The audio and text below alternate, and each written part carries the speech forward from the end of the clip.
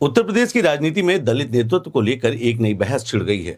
Bahujan Samaj party यानी कि बसपा की राष्ट्रीय अध्यक्ष और पूर्व मुख्यमंत्री मायावती तथा आजाद समाज पार्टी काशीराम के राष्ट्रीय अध्यक्ष एवं नगीना सांसद चंद्रशेखर आजाद के बीच बयानबाजी ने प्रदेश की राजनीति को नया मोड़ दे दिया है।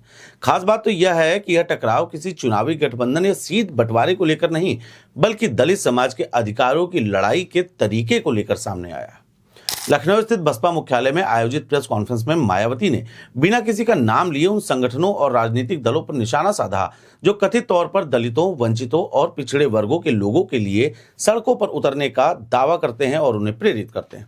उन्होंने कहा कि कुछ लोग अपने संकीर्ण राजनीतिक स्वार्थों के लिए समाज के कमजोर वर्गों को गुमराह करते हैं, जिससे हिंसक हंगामा और सड़क जाम जैसी स्थितियां पैदा होती हैं। बाद में वही नेता घटनास्थल पर पहुंचकर मगरमच्छ के आंसू बहाते हैं और राजनीतिक लाभ लेने का प्रयास करते हैं, जबकि पीड़ितों को वास्तविक न्याय नहीं मिल पाता। मायावती ने अपने संबोधन में बाबा साहेब डॉक्टर भीमराव अंबेडकर और मान्यवर कांशीराम के विचारों का उल्लेख करते हुए कहा कि दलित समाज को अपने अधिकारों की रक्षा के लिए संवैधानिक और कानूनी रास्ता अपनाना चाहिए। उनका कहना था कि यदि किसी मामले में निचली अदालत से न्याय नहीं मिल पाया तो सर्वोच्च न्यायालय तक जाने की व्यवस्था संविधान में मौजूद है। उन्होंने जोर देकर कहा कि संघर्ष कानून के दायरे में रहकर होना चाहिए और राजनीतिक सत्ता की मास्टर चाबी हासिल करने के लिए वोट की ताकत को मजबूत करना ही सबसे प्रभावी रास्ता है।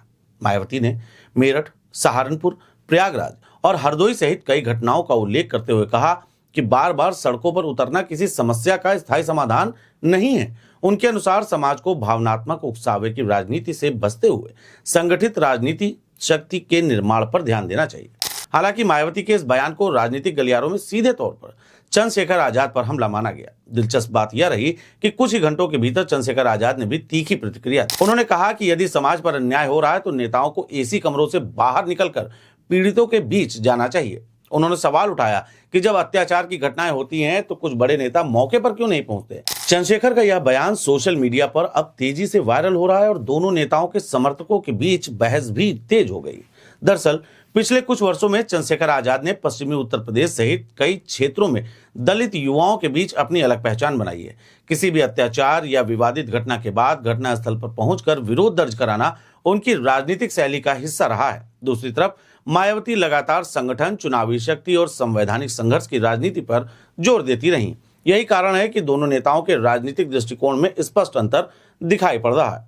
राजनीतिक विश्लेषकों का मानना है कि यह विवाद केवल बयानबाजी तक सीमित नहीं, बल्कि इसके पीछे दलित राजनीति के नेतृत्व को लेकर चल रही प्रतिस्पर्धा भी दिखाई देती है। एक तरफ मायावती दशकों से बहुजन राजनीति का सबसे बड़ा चेहरा रही हैं, तो दूसरी तरफ चंद्रशेखर आजाद नई पीढ़ी के दलित नेतृत्व के रूप में अपनी जगह बनाने की कोशिश कर रहे हैं। ऐसे में 2027 के विधानसभा चुनाव से पहले दोनों नेताओं के बीच बढ़ती दूरी कहीं ना कहीं दलित वोट बैंक के समीकरणों को प्रभावित कर सकती है। हालांकि चंद्रशेखर आजाद कई मौकों पर सार्वजनिक रूप से यह कह चुके हैं कि वह मायावती का सम्मान करते हैं और उन्हें दलित समाज की बड़ी नेता मानते हैं। इसके बावजूद हाल के घटनाक्रम यह संकेत दे रहे हैं कि दलित राजनीति के भीतर नेतृत्व और राजनीति को लेकर मतभेद अब खुलकर सामने आने लगे हैं।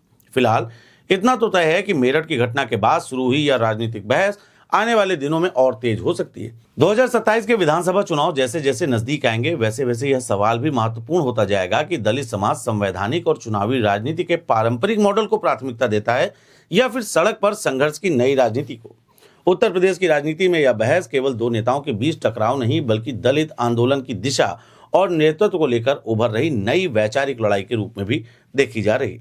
बहरहाल आपको क्या लगता है कि जिस तरीके से मायावती ने बयान दिया, हालांकि उन्होंने किसी का नाम नहीं लिया, और इसके बाद चंद्रशेखर रावण की प्रतिक्रिया सामने आई, आप किसके साथ हैं हमें कमेंट बॉक्स में जरूर बताएं। देखते रहिए एशियन न्यूज, मैं हूं नितेश शांडिल्य।